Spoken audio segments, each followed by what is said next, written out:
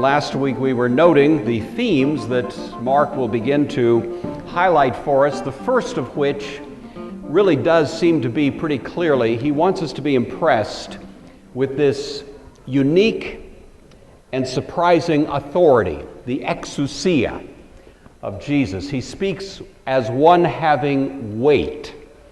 There is, of course, authority that people have because they've been elected to it or appointed to it or have some kind of office or title. But there are some people who simply speak, and the very force of their words, the weight of their character, is self-authenticating. You just listen because of who they are more than what office they hold. Well, you take that general idea and just multiply it 10,000 times over, and you have what must have been the experience of hearing Jesus speak. And so Mark wants us to be impressed with that. And he has showcased that in this first story that we looked at last week, really, with Jesus in the synagogue, confronting the gates of hell and exorcising the demon. And of course, the whole point of that is to really impress upon us that the people, the demon, everybody present was touched, smitten, as it were, by the authority of Christ. That theme continues. So the rest of chapter 1 is going to be continuing to supplement that, but there'll be some additional ideas connected to it. You might say that if the confrontation with the demon in the synagogue was highlighting the authority of Jesus' words, by the end of the first chapter, we're also going to see the authority of Jesus' touch. It's his word and his deed. It's both what he says and what he does taken together that give us some idea of the authority of Christ. And that's going to be the story. We won't get to it today, but we're going to make progress. But it'll be the story of Jesus who is approached by the leper. And Mark says Jesus reached out and touched him. And the touch of Jesus becomes a cleansing touch, just as the word of Jesus was a cleansing word, you see. So that's the kind of sub-narrative, I think, that we'll see as we go along. Of course, a lot of other things in chapter 1 as well, but we'll keep our eyes especially on that. We are in chapter 1, in case anyone was wondering, and we are in verse 29 this morning. I'm going to read the rest of the chapter. We won't quite make it through, but we'll get through most of this morning. And I want you to think about, as we're reading this, how, while Mark continues to keep our interest focused on what Jesus says, almost like as a counterpoint to it, he begins to introduce the notion of Jesus' touch. And so think about that as we read this, and then we'll try to highlight it as we go along. So this is Mark chapter 1, verse 29, the Word of God. As soon as they left the synagogue, they entered the house of Simon and Andrew with James and John. Now Simon's mother-in-law was in bed with a fever, and they told him about her at once. He came and took her by the hand and lifted her up. Then the fever left her, and she began to serve them. That evening at sundown, they brought to him all who were sick or possessed with demons, and the whole city was gathered around the door. And he cured many who were sick with various diseases and cast out many demons, and he would not permit the demons to speak because they knew him. In the morning, when it was dark, he got up and went out to a deserted place, and there he prayed. And Simon and his companions hunted for him. When they found him, they said to him, "Everybody's searching for you." He answered, "Let us go on to the neighboring towns, so that I may proclaim the message there also, for that is what I came out to do." And he went throughout Galilee, proclaiming the message in their synagogues and casting out demons.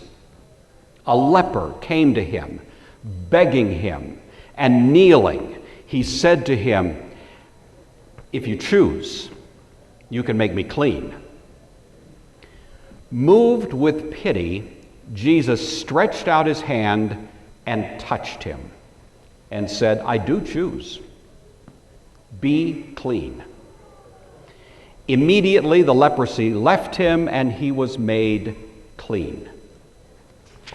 After sternly warning him, he sent him away at once, saying to him, "See that you say nothing to anyone, but go show yourself to the priest and offer there what Moses commanded for a testimony to them." But he went out and began to proclaim it freely and to spread the word, so that Jesus could no longer go into a town openly, but he stayed out in the country, and people came to him from every quarter. Okay, friends, we have made it to the end of chapter 1, at least kind of. So, no more smart aleck remarks from some of you before class. I won't mention names, but there we are. That's the text we have before us. We'll make it through most of that this morning. Let's have a word of prayer. Our Father, we are grateful for this one who spoke, but who also touched, who gave us food for the mind and heart, but also that human contact that we so desperately need.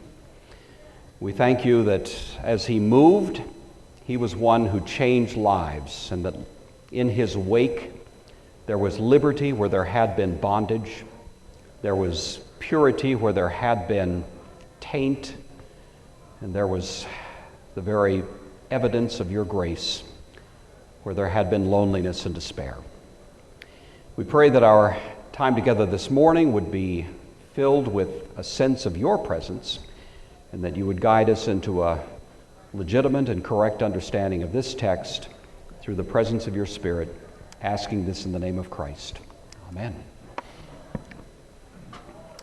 All right, well, we always want to keep our eye generally on where we are. We're in the first half of Mark. We've had Jesus inaugurated. We are now beginning his ministry in Galilee. This will continue generally until chapter 6. And we have now in chapter 1 these two themes that are certainly related to each other, but sort of different angles on the same fundamental root idea. The authority of Jesus' word. Mark wants us to be impressed with that from the exorcism of the demon. The authority of his touch is connected with the story of the leper. And we're going to see both of those in a kind of counterplay throughout the text. I want you to notice, though, that in both cases, cleansing is emphasized by Mark. It was an unclean spirit who recognized the Holy One of God, and immediately recognized in that Holy One was a threat to the unclean presence of the demon. Now it's an unclean man. He has leprosy, the most famous dramatic expression of the Old Testament code of being unclean is now captured in this individual who breaks every social taboo to come to the very immediate presence of Christ. The law forbade this. He was supposed to stay about 50 feet away from any other person. He breaks the rules. He comes in and in a kind of desperate cry says, "If you're willing." He's not sure Jesus is willing. He may be too dirty for Jesus. He kind of expects Jesus may just, grab his robes around him and get away from this guy as fast as possible. "If you're willing, you can make me clean. I know you can, but I don't if you will." You see, is the force of this guy. And Jesus says what? "I am willing." And goes beyond that, reaches out and touches him and cleanses him. And so that's what we hear in this whole chapter, is this power, the authority of Jesus by word and deed to cleanse. Traditionally in the Presbyterian Church, we ordain ministers to a ministry of word and sacrament. The Bible knows about that. We got it from a good source, because we know that the minister of the Word of God is supposed to give us the Word of God, supposed to give us His truth, supposed to fill our minds with an understanding. But we also know that there needs to be touch. The sacrament is touch. This is my body broken for you. Take it, touch it, eat it. The most intimate kind of touch we can imagine. Jesus wants to be touched by us, and he touches us in the sacrament. Baptism gets us wet. We're touched by it, you see. There's something in the event that is also for us deeply significant. And so we're not surprised that Mark chapter 1 highlights both sides, the authority of Jesus' word and the authority of his touch, and we see both of those in play as this chapter unfolds. All right, so they've been in the synagogue. They go home now. As soon as they had come out of the synagogue, they entered the house of Simon and Andrew with James and John. This is one of these little Sunday school moments. One commentator made this point, and he said it so eloquently, I thought I'd pass it on to you. The notion that Jesus and his disciples came out of the synagogue into the house. It's nice to be in the synagogue, but at a certain point you got to go home, you know. I grew up, honestly, my very earliest memories of anything at all have to do with going to church. My folks took me to church as a babe in arms. I was in church before I was old enough to know where I was. All through my life, the rhythm of our lives was church on Sunday morning, church on Sunday night, church on Wednesday night. I was in church a lot. So much so that I have to say that that little Baptist church that I grew up in almost felt like a second home. I liked going to church as a kid for very different reasons than I like it today. As a teenager, that's where the pretty girls were. That's why I like to go to, I had very mixed motives. I'm just going to be honest with you. But be that as it may, motives aside, that's where I was. And today I love to go to church, don't you? Isn't it nice to have that rhythm in life? And you might almost think, it'd be nice to just live here. Roll out a cot, be in the house of the Lord day and night, but you know what? That's not good for us. And you know and I know that the power of preaching in the church should become the power in our practice the rest of the week. So they left the synagogue and went to the house, and I thought, that's a great little thought from a commentator on that text, so I throw that in for free. But they went to the house of Simon and Andrew. If you happen to be visiting in Capernaum, you will look at the site where that house was presumably located, and you will find this octagonal-shaped ruins of a structure. This is actually a Byzantine martyrium church that was constructed at that site some years later. So that's what you're going to find. However, there has been a little bit of architecture or archaeological investigation of that region, and there's been at least some determination of what the house looked like where Peter lived with his brother. It probably looks something like this. This is not it, but this would be highly typical of the kind of structure that you would find in Capernaum and really throughout much of Israel's region. This was a typical home built in the 1st century BC. It had coarse walls. It had a roof of earth and straw, the kind of thing you could dig through if you were inclined to do so. And of course, we have an occasion in the book of Mark where that is exactly what happens. You have a few rooms that are within the structure, but typically it'll create a kind of horseshoe arrangement with an open courtyard out front. Make a mental note, because I'll refer back to this as we go along. This open courtyard plays, in fact, in many stories that we hear of in the Bible. In fact, when Peter is warming himself at the trial of Jesus in the courtyard, it would have been in a setting like that. He was outside, but in the immediate vicinity of the house of Caiaphas. And that typical architectural arrangement we see really scattered throughout 1st century Israel. And so this is the kind of place where they lived. Well, Jesus arrives in the home, and we hear that Simon's wife's mother lay sick with a fever, and they told him about her at once. So now we are introduced to the idea that Peter had a family. He had a wife, for sure, at least one child. We have pretty good evidence of that, maybe more. The Apostle Paul, commenting on this point in 1 Corinthians 9, says, doesn't Peter have a right as he's traveling around in his apostolic ministry to take along his wife with him, which of course implies strongly that that's exactly what he did. And the other disciples presumably were married, and they probably had family with them as well. We don't hear much about it in the New Testament. It's not one of the primary themes, but certainly here at least we have pretty clear evidence of such a thing. The traditional name that is associated with Peter's wife is Perpetua, meaning forever, like perpetual. We don't know if that was her name, but that's been traditionally assigned to her. He also, at least by church tradition, had a daughter whose name was Petronia, which would mean the daughter of Peter. Not too clever, but that may be the name she had. We don't know. But in any event, this is the family, at least that the Bible itself and very early church tradition implies would be the case. Clement of Alexandria was writing about 150 years later than the Gospel of Mark was written. And he has some things to say about Peter and his family.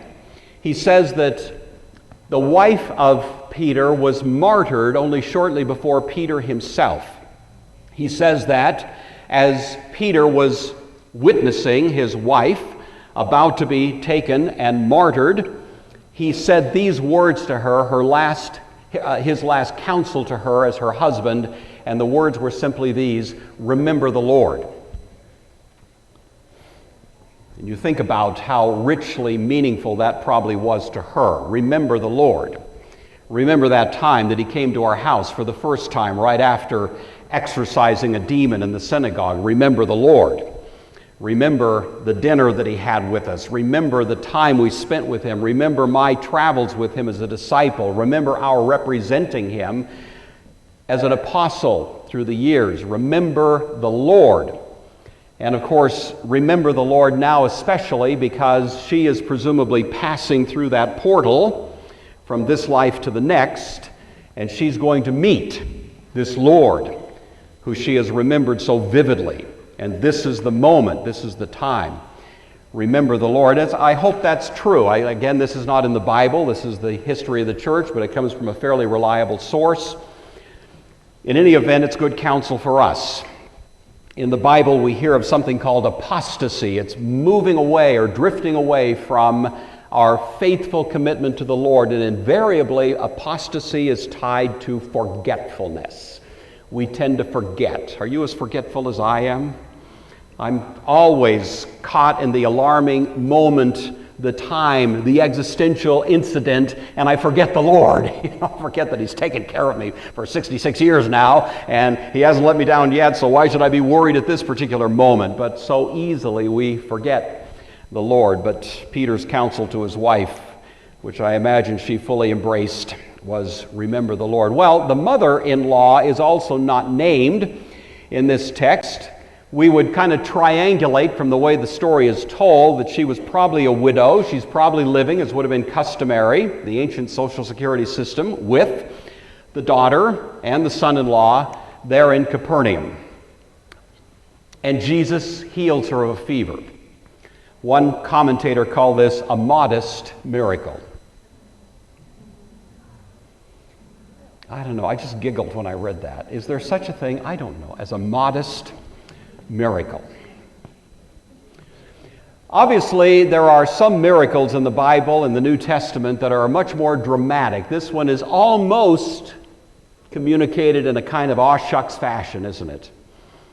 A miracle's a miracle, but in this case, we do have this almost homey feel to it. It has the ring of a personal recollection.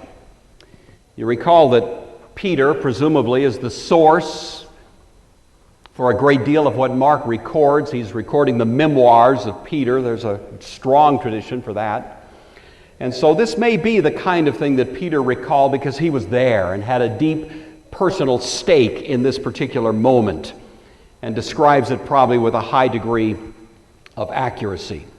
The fever here is not identified. Mark is not a physician. He doesn't try to give us a diagnostic analysis of it. Interestingly, Luke, who is a physician, gives us an unexpected slant because he says not that Jesus healed her, but Jesus rebuked the fever, which is the kind of thing you might expect in connection with some sort of demonic activity, but that's ambiguous and somewhat unclear at best. But anyway, the way Mark tells it is rather mundane, and yet it has a rather lovely touch to it. So Jesus came and took her by the hand. Here's the first time now that we have Jesus touching someone. He takes her by the hand. No words are being spoken. He doesn't stand 10 feet back and say, "Be healed." Nothing like that. He just walks over, a very human pastoral kind of scene. Walks up to her, takes her by the hand, and immediately the fever left her and she served them. The phrase "took her by the hand" is in the imperfect tense in Greek, and so if we were going to be a little bit more true to the feel, it would say something like this: having taken her by the hand was helping her up, you see. He just walked over and having taken her by the hand was helping her up, and as if to say, in the process of doing so, the fever left her. Mark is here emphasizing nothing that Jesus said, but simply what he did. He took her by the hand. Touch is very important to Mark. All of the New Testament gospel writers talk about Jesus touching people. Mark refers to it, the shortest gospel refers to Jesus' touch more times than all the rest of them. He is very interested in Jesus' touch.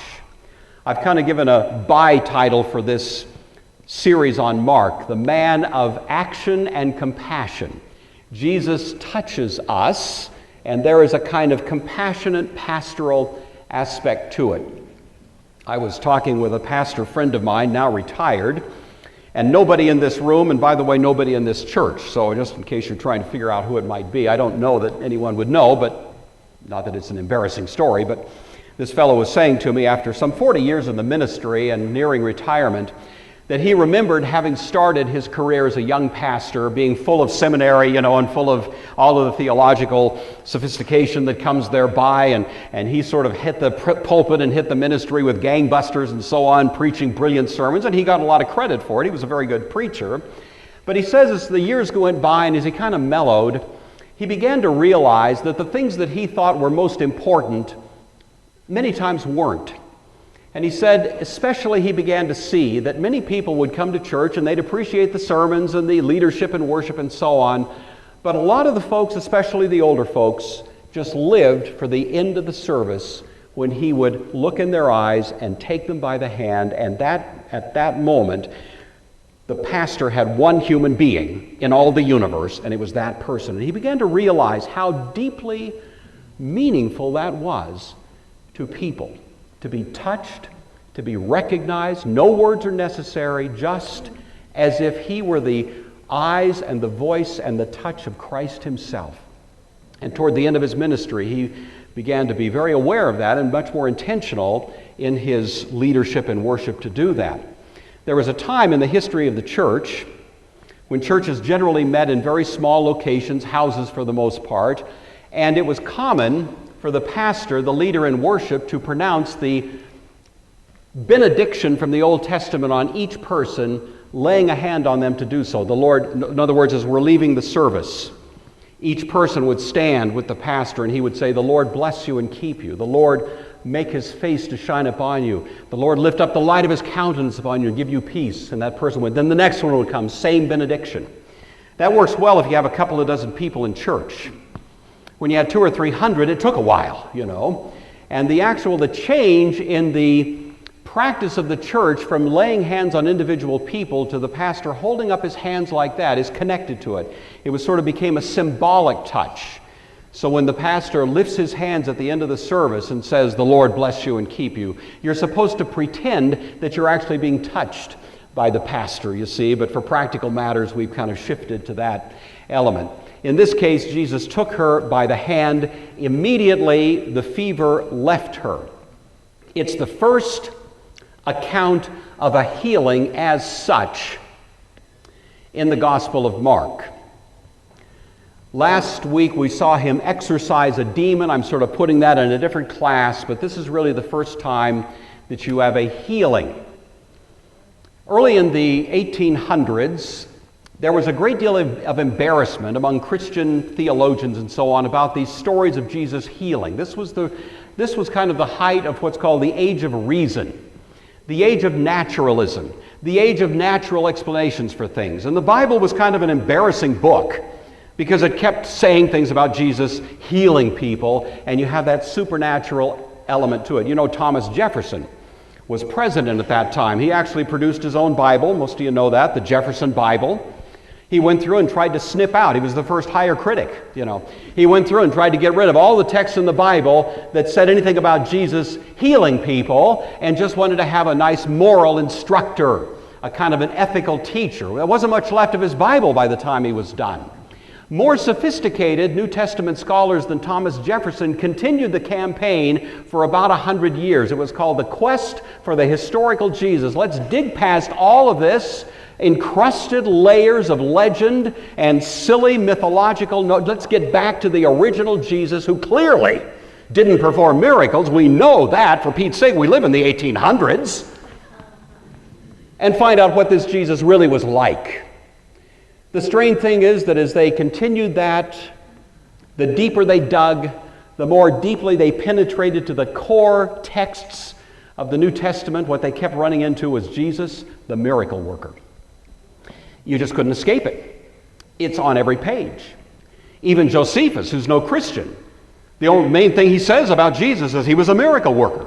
You know, if that guy lived, he was a miracle worker.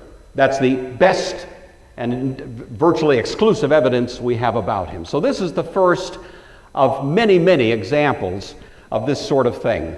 And in so doing, Jesus really does, in a sense, put himself in the messianic expectation of the day. One of the Dead Sea Scrolls describing Messiah says, "Then he will heal the sick, resurrect the dead, and to the meek announce glad tidings."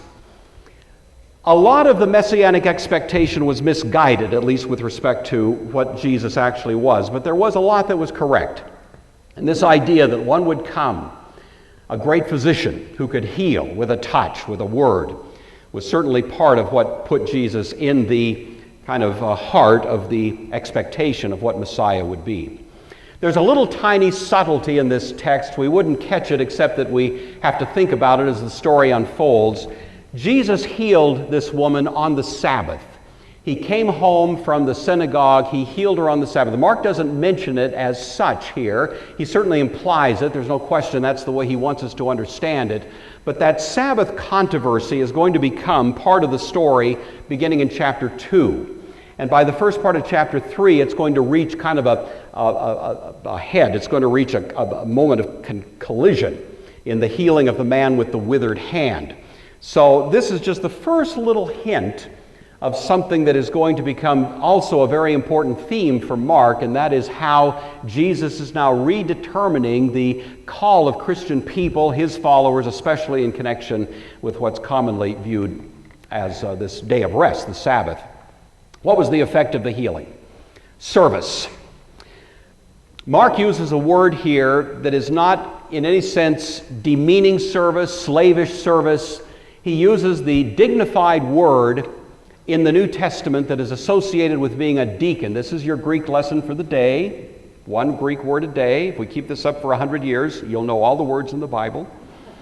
This is the word diakone.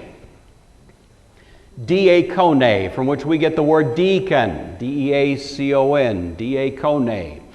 In the New Testament, deacons hold a high and holy office of prestige. They are important folks. They do something that the church needs, and they are treated with the highest degree of dignity. And in a sense, at least part of the subtext of this is that she was healed in order that she might serve, and the service is given a very sort of lofty notion. Now, I'm saying all those things about deacons because I happen to be married to one, you know. And now I've been able to see up close and personal all the things that deacons do, or at least kind of see it through that window. I know many of you in this room are or have been deacons. I want to say on the behalf of the rest of us in the church, thank you. Thank you. We need you, you know. The church doesn't need talking heads like me. Can't do anything but stand up and talk, for 40 minutes. What the church needs is people who can do. People who can reach out and touch and serve. That's the glue that creates a community in which we see such evidence of God's grace. And so it is no surprise that Mark adds that little detail here, that Jesus heals her, and the first thing she does is go into the kitchen and work on a pot roast. She's immediately getting dinner ready for these folks, and that is the service that she takes up, and it's a very lofty task indeed. At evening, when the sun had set, they brought to him all who were sick and those who were demon-possessed. Notice again the little detail, at evening. This is the end of the Sabbath. The sun goes down. That's the official end of the Sabbath. Everybody else in town is waiting with bated breath, watching for the sun to go down, because by now the word about Jesus, the reputation of Jesus that sprung out of the synagogue early that day, has spread through the town, a town of maybe several hundred to 1,000 people, and they're waiting, and now as soon as they're free to do so, they go to that house. We hear that all of those who were sick are brought. In the synagogue, Jesus launched his first volley against the gates of hell. This demon, I know who you are, the Holy One of God. Jesus says, don't say another word. This is absolute authority over this one. He exorcises that demon and in a sense throws down the gauntlet. Hell has met its match on steroids.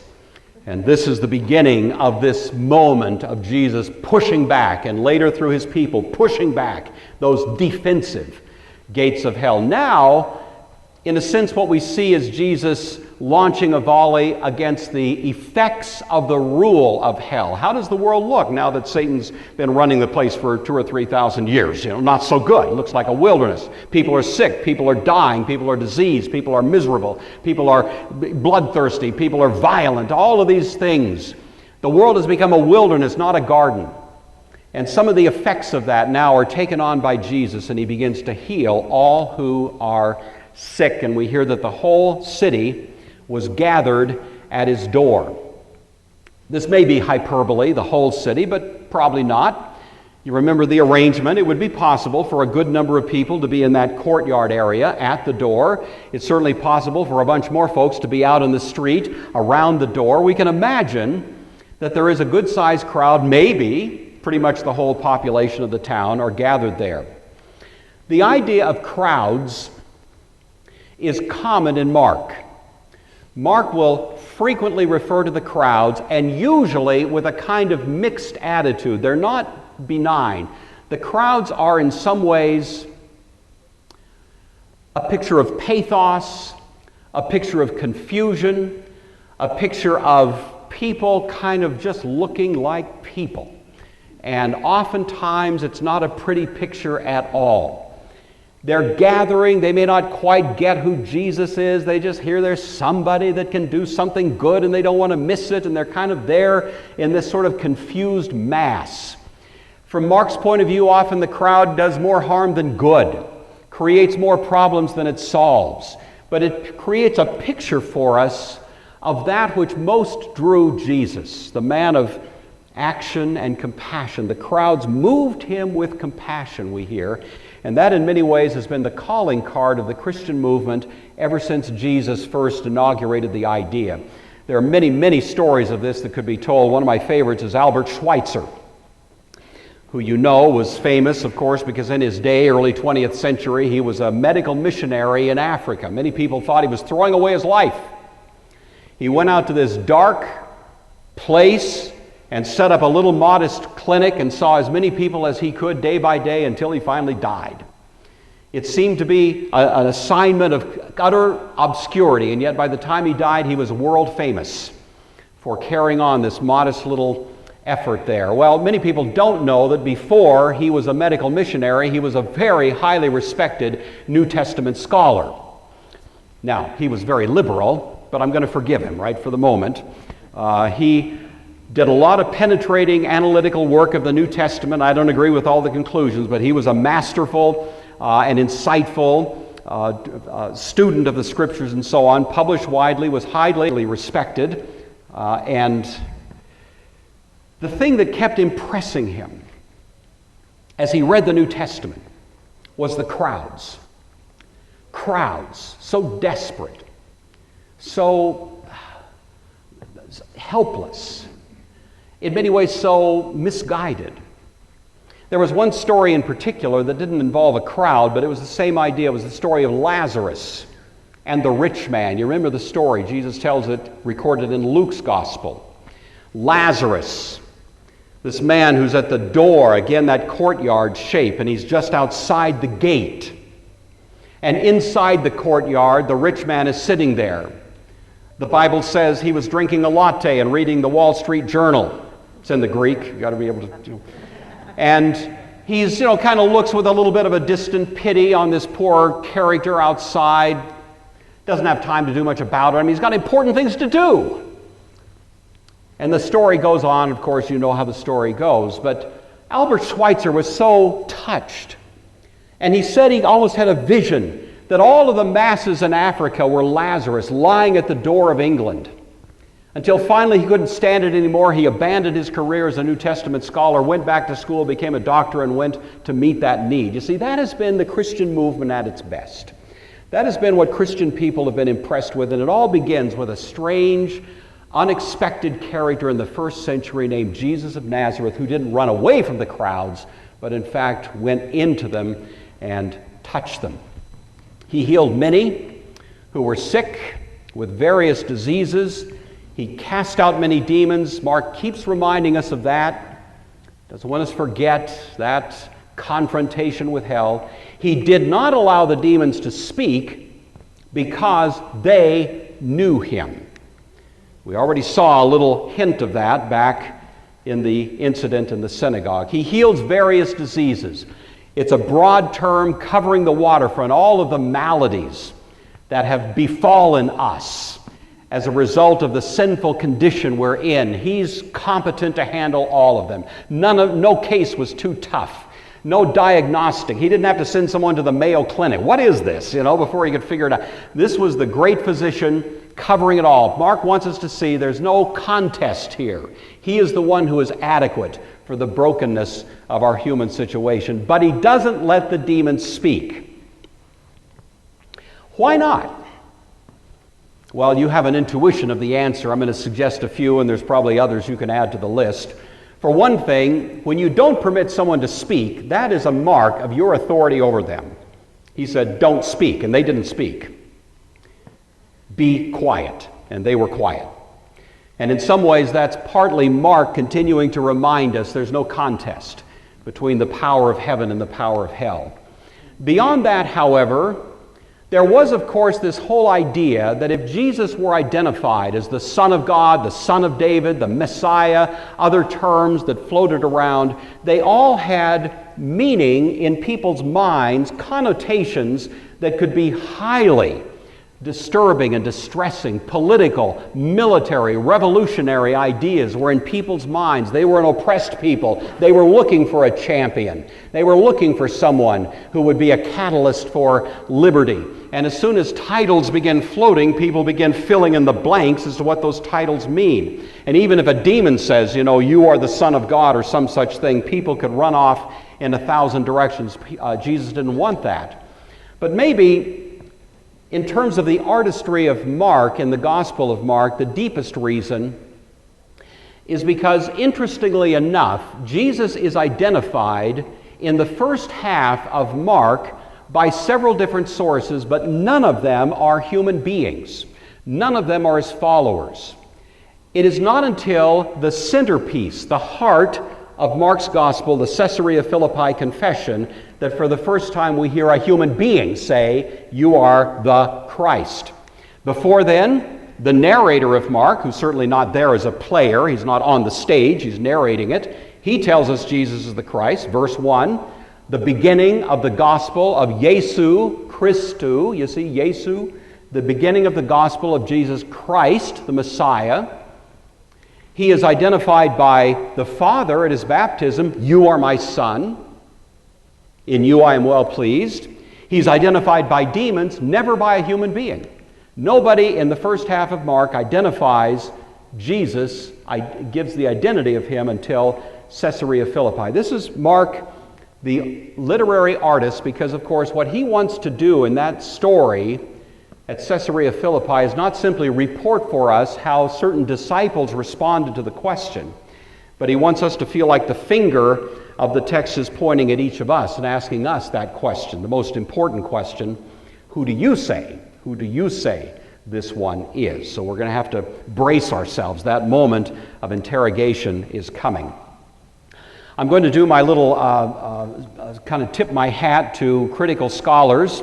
In the early 20th century, a man by the name of William Reed, W-R-E-D-E, wrote a very highly influential book called The Messianic Secret. Again, it was taking a critical view of Mark, especially, saying that what we find in Mark is what he called an adjusted Christology, meaning Jesus had no idea he was the Messiah, never had any hint of that in his head. The followers of Jesus had no idea that he had any such grandiose designs. He was simply probably a decent guy. But later the church, generations later, ramped up a kind of legendary picture of him, making him first the Messiah, then the Son of God, finally deity itself. And the church ever since has been on this sort of misguided notion that Jesus was much more than he actually was. That's part of that quest for the historical Jesus. The reason, therefore, that the book of Mark reports that Jesus was quiet about being the Messiah was because it represents that adjusted Christology. I'm not going to go into more detail in it. I don't embrace that. I think that in fact, has been thoroughly repudiated by competent scholars who have been more sympathetic to what I think this text is actually saying. But I just want you to at least know that theory is out there, and you may run into it occasionally if you do further reading in connection with Mark's gospel especially. Now, in the morning, having risen a long while before daybreak, he went out and departed to a solitary place, and there he prayed. Jesus was up late that night.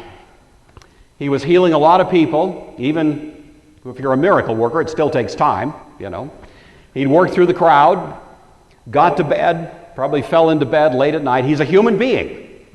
He has limited himself to the size and shape of a human being. Though he is God among us, he's living his life as true humanity. And that means he got tired, he had to sleep, he had to eat, he had to do all the things that all of us have to do to make it through a day. He fell into bed, but nevertheless, he's up early the next morning looking for a quiet time, and it happens to be early in the morning. Morning is a nice time of day. I don't know what morning is for you. It may be 9 o'clock. That's fine, But there is a notion that your day begins at some time.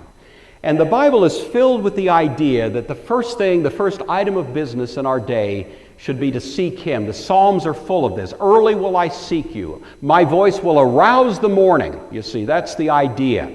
That there is something of a practical character, of value, to come first of all in the day to the presence of Christ. It was a quiet place. It's a desert place. The word that's used for desert here is the same word that's used in the temptation account. The Spirit drove him into the desert. Well, now Jesus seeks the desert, a quiet time, a quiet place, and a quiet renewal. That's how the day gets going for the most balanced, sane human being that ever lived. And if it was good enough for him, it was probably good enough for us, So he starts the day with prayer and this quiet kind of solitude, and that's what gets him, in a sense, charged up, if I can put it in those terms, for the day. Martin Luther said, without 3 or 4 hours of prayer in the morning, I'd never get all the things done I need to do. I hope that was exaggeration, But sometimes what I know about Luther, I think it may be true. The man was up early. He was a man of prayer. And all the things that he had to deal with day in and day out, the attacks on him, and so on, I can imagine that it took a fair amount of time in prayer. I haven't quite met that standard yet. But anyway, the lesson is there. Well, prayer is another of these themes that we're going to find scattered through Mark. Here, Jesus is praying in a lonely place. Jesus prays in the hills in chapter 6. Jesus teaches prayer as a prerequisite to exorcism in chapter 9. Jesus calls the temple in Jerusalem a house of prayer for the nations. Jesus teaches on prayer along with faith and forgiveness in chapter 11. But he criticizes prayer for show. He criticizes those who simply pray to be seen, and we are familiar with that. He urges us to pray in private, in secret. That's the place of true prayer. He exhorts watchful prayer, not sleepy prayer, but wide awake, alert, thinking about who I am, where I am, what God is bringing into my life. The most dramatic example of prayer is, of course, Gethsemane. Please take this cup from me, yet not what I will, but what you will. And then immediately after, he finds his disciples sleeping them and encourages them to pray. Prayer is sprinkled through the book, so every time I have an excuse, I'll try to say something on that topic. Well, Simon, Peter, source of this story, presumably, and those who were with him, go looking for Jesus. They searched for him. Mark uses very energetic language. That would be the idea of followed hard after him, as if to say, this guy's not going to get any peace. What, are you out here praying? Don't you know there's stuff to be done? That's almost the impression you get. Peter is very self-effacing. He never comes off heroic. He always comes off as kind of a guy that messes up. And you can almost believe that he was the one who gave these stories to Mark. Because in this case, for example, you really do see this idea that here's Jesus with this quiet moment, a quiet time away, just a little peace and quiet. And there's Peter out beating the bushes. Jesus, where are you? Hey, kind of disturbing the atmosphere. And when they found him, they said to him, everybody's looking for you. The word for seeking here, everybody is seeking for you is the word, the Greek word zeteo. It's very interesting. That word is used several times in Mark's gospel. It's never used in a positive sense. It always has a kind of negative feel to it. Everyone is seeking for you. Jim Edwards, commenting on this, and I appreciated his insight, he says, the world is filled with people who are seeking a Jesus of their own imagination. Jesus is a popular guy, if I can sort of fill in the content of who Jesus is. Who is Jesus really? Well, people have many ideas about Jesus, and usually they're pictures of him that kind of fit their own mold, their own expectation, their own desires. Far fewer people seek the Jesus who actually is. Jim says, we want a Christ of our own making, not the Christ who actually is. When we invent our own Christ and pursue that, even if we call it Jesus, it is an idol. We need to ask ourselves the question, who is this one? And that's the question Mark will keep putting before us until Caesarea Philippi. Who is this one? And am I really pursuing some understanding of him? Well, Jesus said, let's go to the next towns. Peter wanted to drag him back to Capernaum. He wanted to have another day like yesterday, another big crowds and so on. Jesus says, let's go to the next town so that I may preach there, because for this purpose I have come forth. Jesus is always on the move. He never settles down. He is, as I say, a man of action. He's always getting from here to there. And that's really, in some ways, defining of his whole mission. For this purpose I came forth.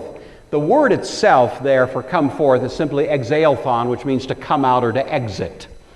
And it may be that all he's saying is that's why I came out of town. That's why I left Capernaum, is to move on to the next town. Some commentators take that view. Some, however, see the subtlety in it, that it may not simply be Jesus coming out of Capernaum, but coming out of heaven. This is why I came in the first place, was to go from town to town, not to park in one location, but to continue this ministry. The Christian movement, in any event, is a movement, and we are, as God's people, always moving to the next town, the next stage in growth, the next task, the next risk. There is a movement to the Christian experience. So he was preaching in their synagogues throughout all Galilee and casting out demons. Jesus was not a maverick. He went to church on Sunday. Only in his case it was synagogue on Saturday, but you get the idea. He was not trying to be outside the box. He was not trying to invent. He was fitting in, as it were, to the religious mold of the day at the time. He went to the synagogue. He preached in the customary place. He preached throughout all Galilee. We have him here probably for 18 months to 2 years or so in Galilee. Josephus tells us there were about 200 villages in Galilee. Most had a few hundred people, some had maybe 2,000 or 3,000. Those would be the larger ones. And Jesus seems to have just worked itinerantly from Sabbath to Sabbath, from synagogue to synagogue, from one town to the next. And so we get the impression every week he was in a new town and he went to the synagogue, and that was where he would begin his ministry in that place.